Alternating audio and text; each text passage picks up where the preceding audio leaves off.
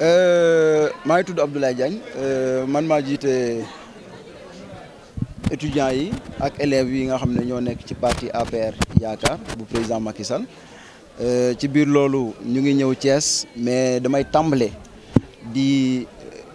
féliciter les autorités de l'université de Thiès mais aussi féliciter ñi nga xam ne suñu ndaw yi suñu xarit yi suñu camarades yi de parti yi ñi nga xam ne ñoo ñu accueillir muy le mouvement des élèves étudiants républicains de Thiès di ci jiital seen coordonnateur Amadou Aw tey nag dama kontaan ñëw fii ci Thiès parce que d'abord dañuy war a féliciter président de la République jaajëfal ko parce que le 28 mai bii passé daa jëloon ay engagement bi mu toogee ay étudiants yi ne leen dinaa wàññi ticket yi ne leen dinaa augmenter seen bourse yi et le 1er juillet bi nga xam ne yaakaar naa ñaari fan moo ci des mesures yooyu day dugg en vigueur mais ci li ci gën a neex mooy lan ambulance yi nga xam ne moom la promettre woon étudiants yi le 28 mai joxe na leen ko ñoom ñëpp donc nekk na koo xam ne du wax mais day jëfe président Macky Sall day jëfe ñun ñëpp xam nañ ne président Macky Sall mu ngi liggéey pour Sénégal moo tax tey ñun suñu bopp bu mu jëlee décision le 30 mai ne dama leen permettre trouver leen un cadre boo xam ne dina leen mën a permettre ngeen mën a relancer waat seen activités yi ci biir université yi pour que mooy étudiants yi mën a xam exactement li fi Macky def donc ñun ci cadre boobu lañ nekk ñu waxtaan ak suñu ndaw yi nga xam ne ñoo fi nekk ñu accueillir ñu pour ñu mën a xam exactement ci condition yan la suñu étudiants yi di dunde fii donc ci biir loolu da leen di permettre aussi ñu mën a réveiller waat les forces dormantes du mouvement des élèves étudiants républicains pour permettre ñu mën a vulgariser réalisation président Macky Sall dans le sous-secteur de l'enseignement supérieur mais aussi daf ñuy mën a permettre étudiants yi xam ne kat Macky Sall mooy njëriñu Sénégal pour que 2019 ñëpp mën koo voter mu am un deuxième mandat avec un pourcentage de 87%. ci biir loolu damay jaale le peuple sénégalais particulièrement la communauté estudiantine ci suñu camarade Fallou Sène di ko ñaanal yàlla xare ko arjana donc ci biir loolu aussi ndogalu yàlla la woon et ñun en tant que étudiant lu ñuy demander mooy justice soit faite mais aussi ci biir li nga wax mooy affaire pavillon yi président Macky Sall daa nekk koo xam ne Sénégal yëpp dañoo war a jóg jaajëfal ko lu tax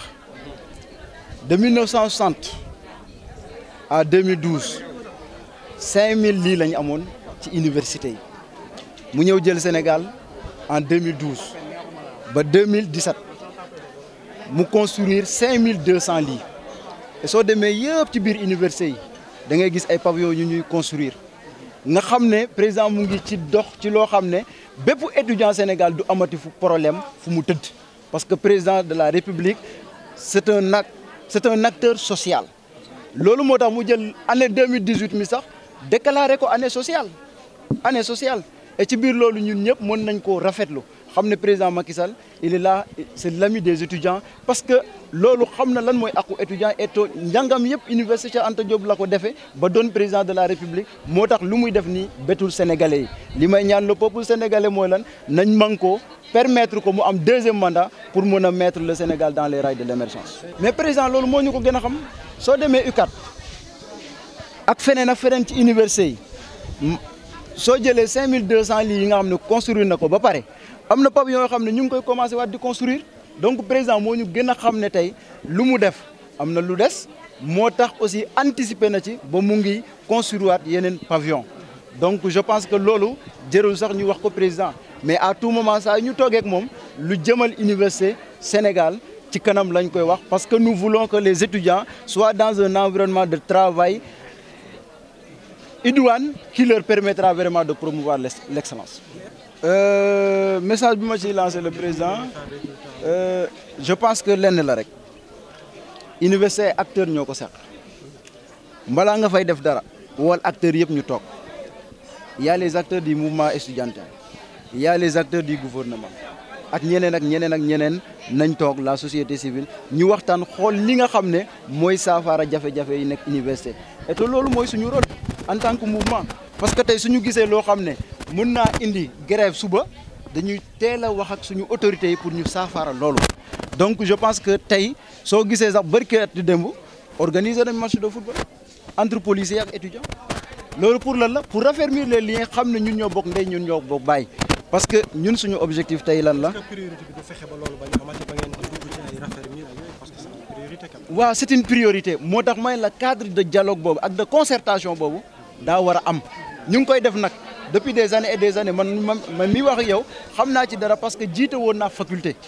ci biir loolu am na lu bëri yoo xam ne ñu ngi ko doon tënk mais c'est tout au long d'un processus boo xam ne exeggul ci à sa fin donc je pense que tey affaire bi lu ci mën a nekk waxtaan lay doon ba juboo ci ñu tënk ci pour njëriñu Sénégal. Voilà, aujourd'hui nous avons le grand plaisir quand même de recevoir la délégation du maire national. Thiès a l'honneur de recevoir la première université à recevoir la délégation des étudiants républicains. Et aujourd'hui, tout d'abord, je vais souhaiter la bienvenue